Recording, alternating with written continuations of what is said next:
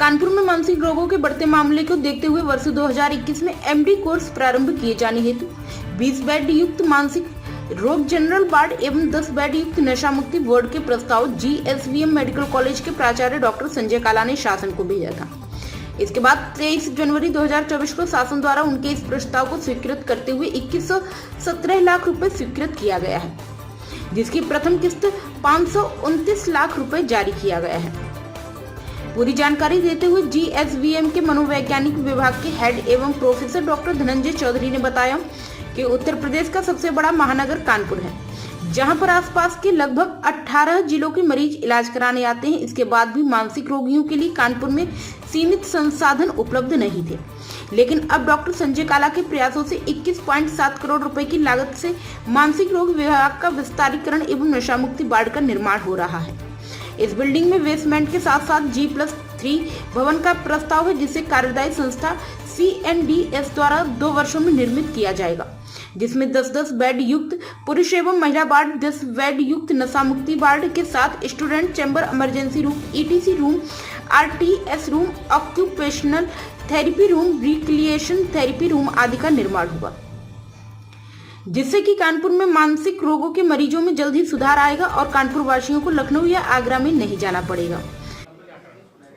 अरे बहुत ही खुशी की बात है, हर्ष की बात है कि इतने सालों में इस विभाग में मानसिक रोग विभाग जीएसवीएम मेडिकल कॉलेज के मानसिक रोग विभाग को के विस्तारीकरण और डी एडिक्शन वार्ड बनाने के लिए सरकार ने 21 करोड़ रुपए स्वीकृत किए हैं और इसमें से प्रथम किस्त में 529 लाख रुपए हमको प्रथम किस्त के रूप में दे दिए हैं। तो अभी तक हमारा क्या है, ओपीडी के चैम्बर्स में और 10 बेड पे ही हम लोग काम चलाते थे, लेकिन अब हमारे पास 10 बेड मेल, 10 बेड फीमेल और 10 बेड का डी एडिक्शन वार्ड इसमें बन जाएगा, जिसमें कंसल्टेंट चैम्बर्स होंगे और मरीजों के लिए बहुत सारे इंटरवेंशन रूम जैसे ECT थेरेपी होती है, RTMS होता है, बायोफीडबैक, EEG मशीन और तरह तरह की काउंसलिंग सर्विसेज ये हम लोग प्रदान कर पाएंगे।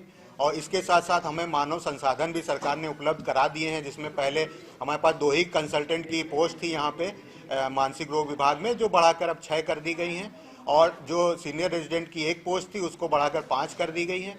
उसी प्रकार से नर्सेज जो पैरामेडिकल स्टाफ थी, नर्सेज की पोस्ट करीब 35 सैंक्शन करी गई हैं। उसके साथ साथ क्लास 3 में store keeper, record clerk, social worker, occupational therapist और उसके साथ साथ class 4 employees and outsourcing employees भी दिए गए हैं, जिसकी प्रक्रिया चल रही है। और इसमें CNDS कार्यदायी संस्था इसको ये काम दिया गया है और उन्होंने कहा है कि 2 वर्षों में ये कार्य पूरा कर लिया जाएगा। ये G+3 बिल्डिंग है, जिसमें बेसमेंट भी बनाया जा रहा है और G+3 की पूरी बिल्डिंग है। देखने में आ रहा है कि जो मानसिक रोग बढ़ रहे हैं, हाँ, लगभग 4 सालों में दोगुने हो चुके हैं। हाँ, तो इस पर कितने आप प्लान है कंट्रोल करेंगे? देखिए, अब जब से मैं आया हूँ 2008 में मैंने यहाँ ज्वाइन किया और अब जो है करीब 3 से 4 गुना वृद्धि हो गई OPD केसेस में, वो आ रहे हैं। तो हम लोग उनको जागरूक करते हैं समय समय पे। वर्ल्ड मेंटल हेल्थ डे हो गया या अल्जाइमर्स डे हो गया या और भी बहुत सारे डे होते हैं, सिजियोफ्रेनिया डे, बाइपोलर डे, उस पर जो है प्रेस कॉन्फ्रेंस करके हम लोगों के बीच में जागरूकता फैलाते हैं कि ये एक मानसिक रोग है, इस तरीके के मानसिक रोग होते हैं।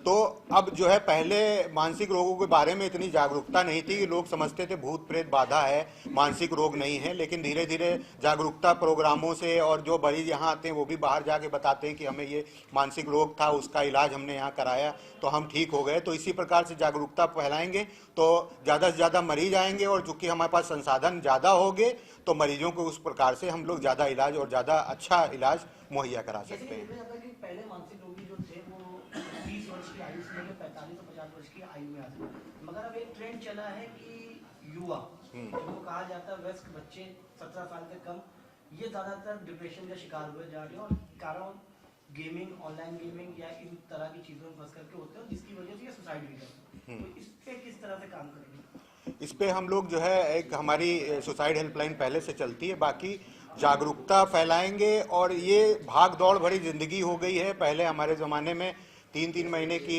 गर्मियों की छुट्टियां होती थी और 1 महीने की जाड़ों की छुट्टियां होती हैं। अब तो बच्चों की छुट्टियां बहुत कम कर दी गई हैं।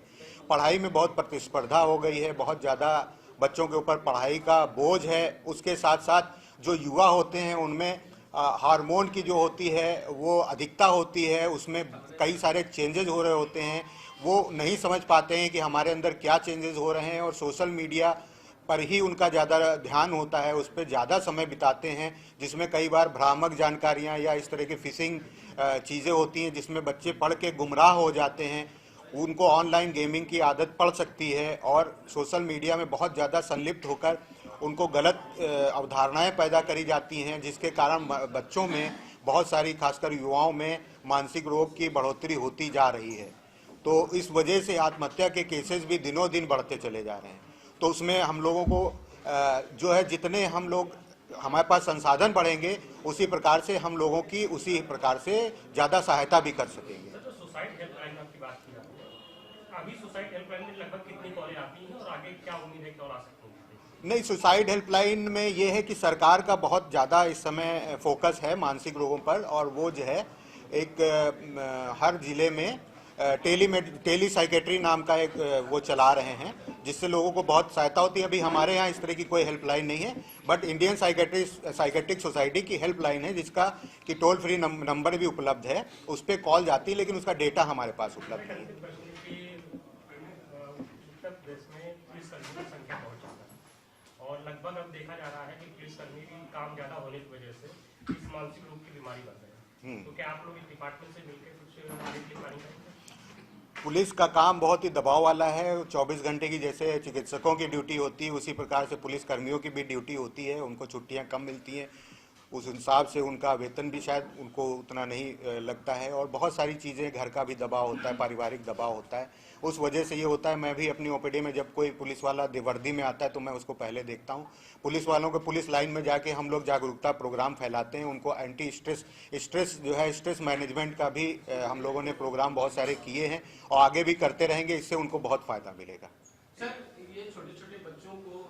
प्राइम संदेश न्यूज से संवाददाता मयंक सैनी की रिपोर्ट।